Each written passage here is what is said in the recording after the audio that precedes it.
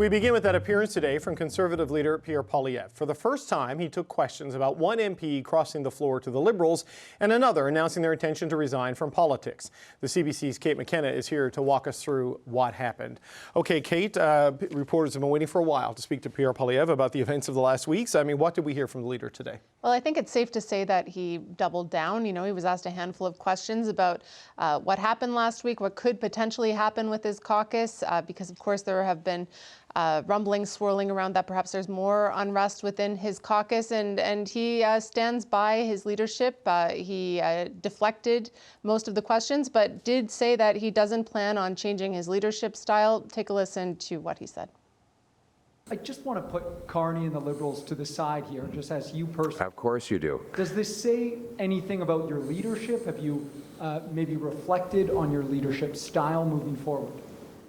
No, my plan is to continue to lead and be the only leader in the country that's fighting for an affordable Canada, where our people who work hard can afford a home and food. That is my agenda. So he took 3 questions total on sort of caucus management issues, and in each one of them he reverted to something that Chris d'Entremont said in September in the House of Commons when he was still a Conservative MP, where he criticized the Liberal government. He repeated this multiple times. He also kind of criticized the media because Nate Erskine-Smith, a Liberal MP, put out a video where he kind of offered the budget a mixed review, and he said that there's a double standard, that we are not, journalists are not chasing him down the hallway to get answers on that, but they are with Conservatives. Take a listen to some of what he said about Chris d'Entremont and what he said in September. Well, first of all, I just quote Mr. d'Entremont, and I will just quote Mr. d'Entremont. He said, and I'm going to quote Mr. d'Entremont, this is a quote from just a few months ago. I have a statement here from Mr. d'Entremont. He says, since the Liberals came to power, food prices have risen 40%. He said that Liberal food price inflation was inhumane. And you know what? He's right. So this an apparent effort to discredit what d'Entremont is saying, and comments he's made since crossing the floor, including that part of his rationale was Pierre Poilievre's leadership. We did put those comments to Chris d'Entremont this afternoon. He sent us an email in which he said, they are spinning. I've said what I needed to. He continues to prove my point. So the question now becomes whether or not this is enough to put this issue to rest, or whether or not Pierre Poilievre can expect to face more questions to this effect ahead of his leadership review, ahead of the budget vote next week. Right. I just want to point out, the audience who watched Monday would remember we did talk about Nate Erskine-Smith in his video on the show for about 15 minutes, and I invited Nate Erskine-Smith on the show today. He couldn't do it, but he is potentially coming on the program tomorrow. Conservative leader Pierre Poilievre took questions from reporters today for the first time since one MP defected to the Liberals and a second announced that he would soon be quitting politics. In response to questions about trouble in the Conservative caucus, Poilievre repeatedly quoted the MP who crossed the floor, using his own words against him. I just quote Mr. d'Entremont, who said, and I quote, since I first elected here in 2019, the cost of living has skyrocketed. Even then, families in West Nova, it was called at the time, but in Acadianapolis, were struggling. And I will just quote Mr. d'Entremont. After 6 months under a new Prime Minister who promised financial discipline, Canadians are still waiting. He said they'd be judged by the cost, he'd be judged by the cost at the grocery store. Well, Mr. Speaker, Canadians are judging him, and they are not impressed. I'm going to quote, since the Liberals came to power, food prices have risen 40%. It's deliberate. It's unacceptable. It's inhumane for a G7 country. This is a quote from just a few months ago, where he said that Liberal food price inflation was inhumane. So CBC did reach out to Chris d'Entremont for comment on Poilievre's line of attack, and d'Entremont said this: they are spinning. I've said what I needed to. He continues to prove my point. Now, at that same press conference, when asked about the state of his leadership and the unity of his caucus, Poilievre turned the table on the reporters, criticizing them for lack of coverage on divisions in the Liberal caucus and for some corrections in the coverage of recent events. I know that there will be wall-to-wall coverage on CTV of this turmoil, of a Liberal MP criticizing his own budget days before the vote. I know you're camped outside his office right now. waiting to get comment from him. I know you've been chasing Mark Carney down hallways to find out what he has to say. Are you with CBC, by the way? Yeah, that's right. Oh, okay, right. I'm just curious if you think that that could lead to more MPs leaving your caucus, and what you think he means by that. Well, first of all, CBC has had to correct the falsehoods that they put into that story. So I encourage you to tell Canadians about the falsehoods you published and explain why you did that. Okay, just on that last point, there was an article published on Sunday on CBC.ca that was later updated with what the editors decided to call a correction. The initial version of the story accurately reported what Chris d'Entremont said in an interview on a CBC program. Chris d'Entremont later called back, clarified those comments, and the story was updated to reflect that. The correction is by Chris d'Entremont. The mistake, or the bad impression, whatever you want to say about it, was from Chris d'Entremont. It was not an editorial mistake by the CBC writer. So I just wanted to put that out there because there's lots to dig into with the power panel. Amanda Alvaro is a former Liberal Party communication strategist. Lisa Raitt is a former Conservative cabinet minister.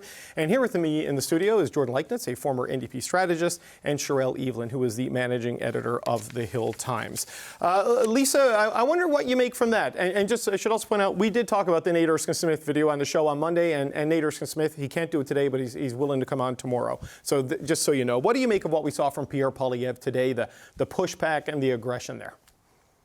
Sure. I think two things going on here. Number one, in order to refute the story out there that the problem is with Pierre's leadership, they're going to try to impeach the witness. The witness in this case, Chris d'Entremont, and they're showing prior inconsistent statements, which is a very clear tactic that's been used for many, many years, if not for all of time, in terms of making sure that you're getting your point across, that the person who said the things that really are trying to harm you can't be believed, can't be taken at their word. And they're putting out examples of it, the speech that you just showed before, and other indications of what he may have said to his constituents in the past. So that's the route they're going to take on how to deal with the Chris d'Entremont story. The other aspect with respect to the CBC reporter. Look, David, I was just for the last couple of days in the UK, and as you probably know from the news over there, the head of the BBC and the head of the BBC News have both resigned because of something that happened with respect to a Donald Trump speech way back in January. It was around January 6th, at the time of insurrection. Anyway, it would appear that they pushed two pieces of video together. They didn't separate them, made it seem that Mr. Trump was saying one thing and not the other. And they both got fired over it because it proved to be incorrect. It was, as Donald Trump says, fake news. And now Donald Trump's suing them for $1 billion. Why am I telling you this? This is a very common theme out there that people are honing in on, which is, can you trust what's happening with respect to news? Doesn't matter if it's CBC or CTV. Both of them actually got glancing blows from Poilievre today in the press conference. But it's a theme that's happening around the world. And unfortunately, in the case of BBC, it proved to be correct. Yes, and the Director General resigned in that one. And there is an interesting dynamic going on with the President and the media writ large. I would say that the changes in the CBC story should have been a clarification or an update, but that, I don't want to inside baseball on that too much. Amanda, your thoughts on it today? It reminded me of a year ago, the sort of pushback with reporters and stuff, as opposed to what we've seen from Mr. Poilievre more lately. For sure. We see these he puts on different masks at different times. I was just going to say that it harkens back to a style of politics that he had honed really well for some time. And that I think some circles, particularly of conservatives, would say, those were sort of glory days. That's when they were leading. They were 20 points ahead. And you saw this presser where he was infusing a lot of those slogans. He was getting back to the bit of the hashtag sloganeering, that communication style, which there was a time when I gave props to the Conservative Party because I thought, you're honing in on one particular message, you're driving it home, you're making it really sticky for Canadians. But the problem is that was a year ago. And what we've learned from it, what we've seen in a lot of conservative communication styles, and the master of it is obviously Trump, is that Canadians have already refused that, right? And what we don't see when Poilievre talks is we don't see any accountability. If he's not blaming the Liberals, he's blaming the media. He refuses to take any accountability for the fact that he lost that 20-point lead, for the fact that he lost the election, his own riding, and now members of his own party. He actually refused to answer questions about why those members defected. This is a style of politics that may have worked a year ago, but I think Canadians are really looking for politicians who are willing to work together, who are coming to the table with some ideas, some fresh thinking, some solutions, and leaving the slogans at home. Right. Just to be clear, only one has defected. The other has announced her resignation, though did have meetings with the Prime Minister and his staff, we're told. Look, just on that point, I want to play. Poilievre was also asked today if this turmoil in his caucus has prompted him to reflect on his leadership style. Take a listen to the question and the answer.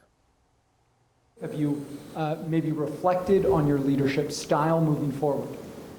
No, my plan is to continue to lead and be the only leader in the country that's fighting for an affordable Canada.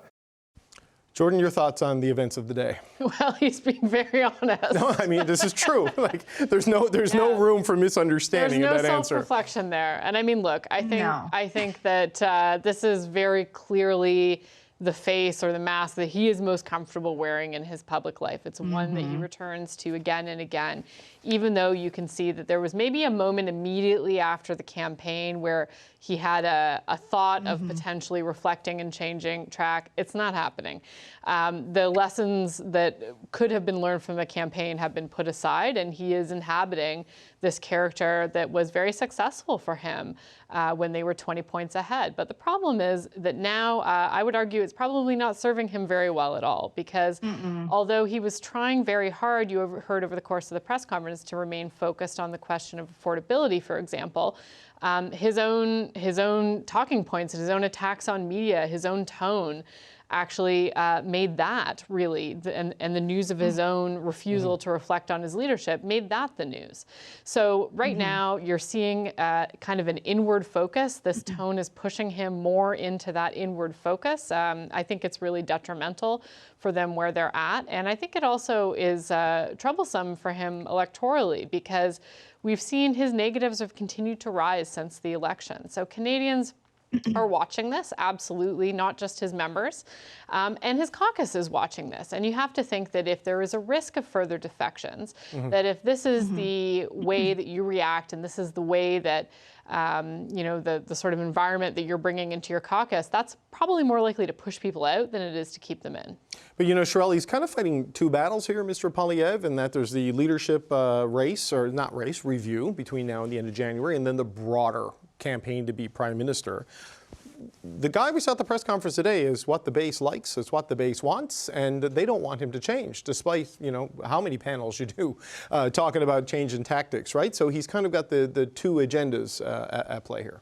Absolutely, and the one that's most pressing is the review that's in January.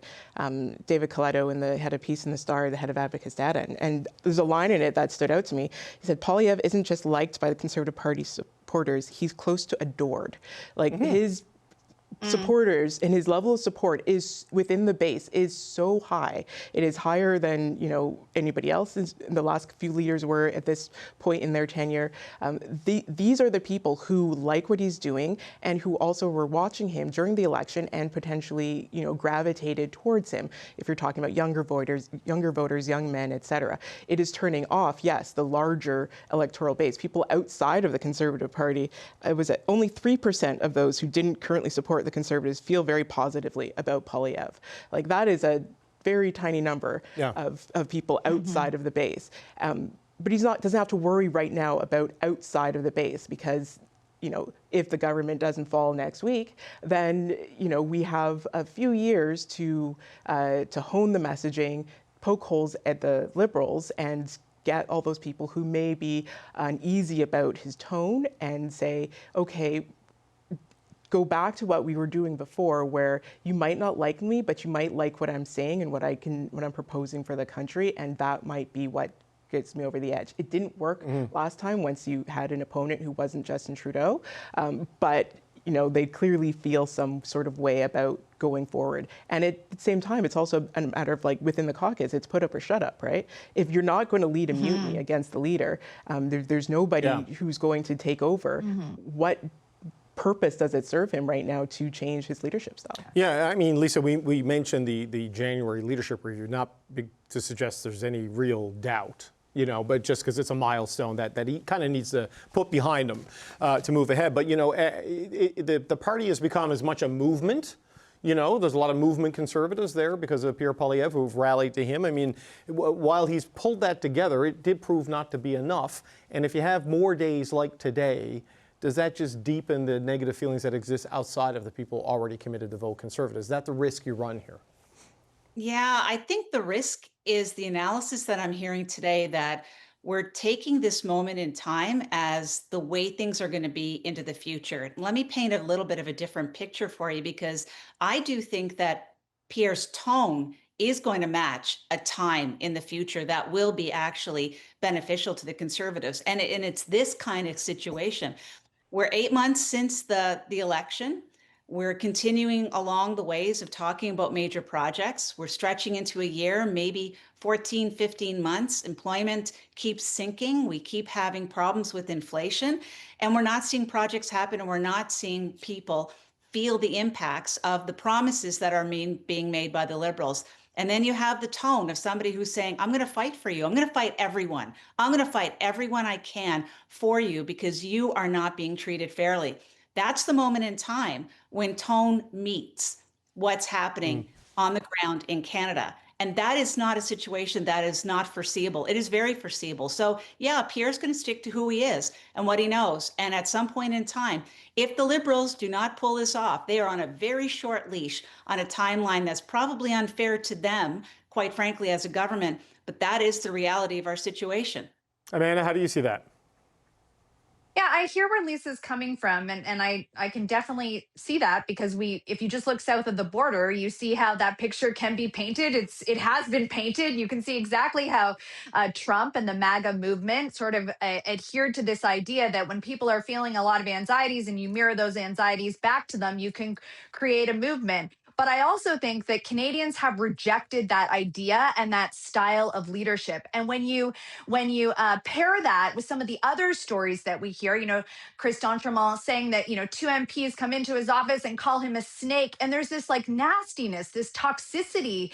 Even when he had left the party and crossed the aisle and other members of the party were being interviewed and they were name calling, and it's this idea of this serial name calling. It is a huge turnoff to voters. It's a particularly huge turnoff to women. So if they're going to play this game, they're walking a very fine line. They're going to have to try to find a balance between mirroring people's frustrations and anxieties and not completely turning them off and tuning them out. Okay, Jordan and then Sherelle, and then we got to take a quick break. Your thoughts? Yeah, I mean, look, I would agree. I think that there's absolutely space to have a fighter on issues, as Lisa's talked about. But the problem is right now, what Poilievre is fighting on is his own leadership. That's what the nastiness is about. He's directing some of that hostility towards Chris D'Entremont and towards the media because he himself is in an unstable position around his leadership. So I don't think that that's read by Canadians as fighting for them. I think that that's read as a politician doing politician things, which is usually something people don't like. And it is also, as Amanda says quite correctly, a massive turnoff for women, which is a big problem for the Conservatives. Sherelle? Well, just one thing I wanted to also raise, something that we haven't really seen with Poilievre too much throughout his tenure as leader, that we saw today is he brought other MPs in and he let them speak, which he almost never does. Yes. And they reiterated the talking points. They kind of puffed up him as the leader. They kind of said, we're standing with this man figuratively and literally. That's not something that we've seen. So yes, the tone might be hearkening back, but there is the tiniest of shifts in behavior, and what that might speak to, what comes down the road, I think would be interesting. Yes, there has been a tactical calibration for sure, right? I mean, they're here. Not right now, but they do come here. I mean, that itself is a change.